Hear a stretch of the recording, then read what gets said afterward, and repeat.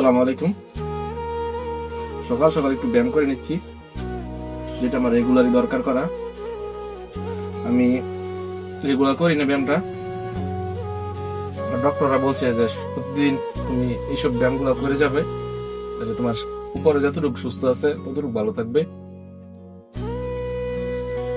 তাই এই ব্যায়ামগুলো করতেছি। আমি তো আর হাঁটতে পারি না, দৌড়ামো।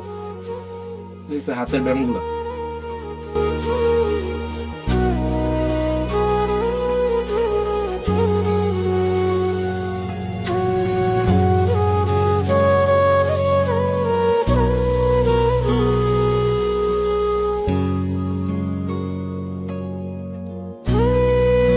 এই হাতে অ্যাক্সিডেন্ট পর থেকে ব্যথা পাওয়া মানে এটা সমস্যা হয় অনেকটাই।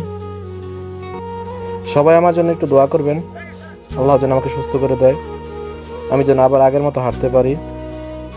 আসসালামু আলাইকুম।